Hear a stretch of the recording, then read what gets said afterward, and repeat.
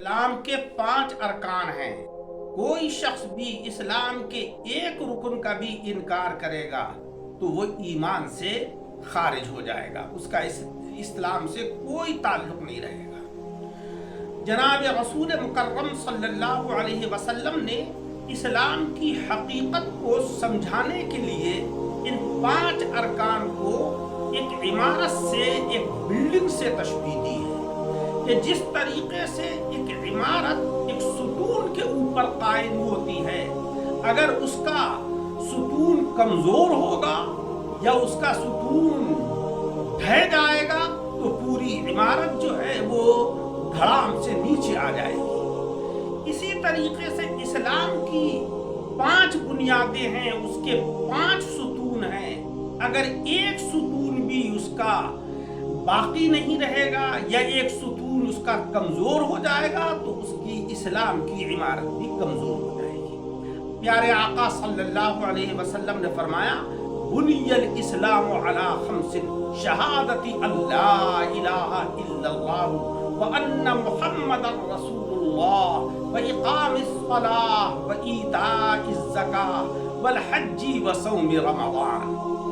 اسلام کی جو 5 بنیادیں ہیں، اسلام کے جو 5 ستون ہیں، اسلام کے جو 5 ارکان ہیں، ان میں پہلا رکن ہے اللہ جل شانہ وعم جلالہ کی وحدانیت کی گواہی دینا، یعنی دل سے تصدیق کرنا اور زبان سے اقرار کرنا کہ اللہ تبارک و تعالی معبود حقیقی ہے، وہ اپنی ذات اور صفات میں یکتا ہے، اور کیوں نہ ہو ساری کائنات کا خالق مولا رب العزت ہے.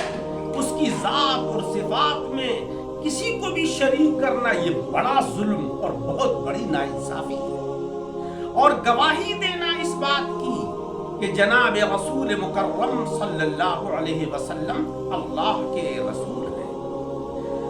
اقام الصلاۃ نماز کو قائم کرنا، مال کی زکوٰۃ ادا کرنا، رمضان شریف کے روزے رکھنا اور حج کرنا، یہ اسلام کے 5 ستون ہیں.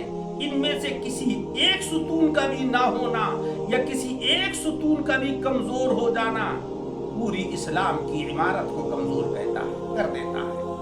ان ستون کو اسلام کی اصطلاح میں ارکان کہا جاتا ہے، اور ان ارکان کے تقاضوں کے پورا کرنے کا نام اسلام ہے.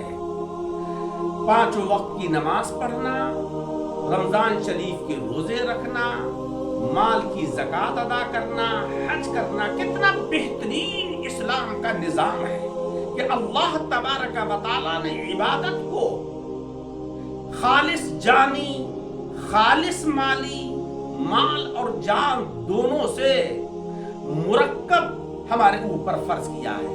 نمازیں ہم جو پڑھتے ہیں خالص جانی عبادت، رمضان شریف کے روزے رکھتے ہیں خالص جانی عبادت، مال کی زکوٰۃ ادا کرتے ہیں خالص مالی عبادت، حج کرتے ہیں جانی اور مالی دونوں طرح کی عبادت ہے.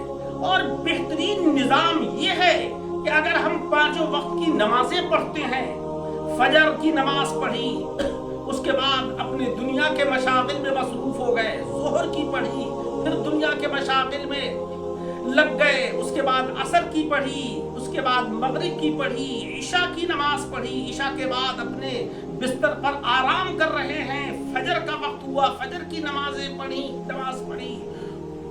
ان اوقات کے درمیان کا جو وقت ہم نے آرام میں یا اپنے کاروبار میں جو خرچ کیا، اللہ تبارک و تعالیٰ ان نمازوں کی برکت سے ان اوقات میں جو بھی ہم نے کام کیے ہیں وہ سب عبادت میں شامل فرما دے گا.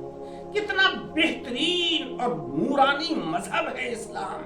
لیکن آج ہماری کم نصیبی ہے کہ ہم اپنی اسلام کی اس عمارت کو، ان ارکان کو پورا کرنے، ان کے اوپر عمل کرنے میں کوتاہی برتنے کی وجہ سے کمزور کیے ہوئے ہیں.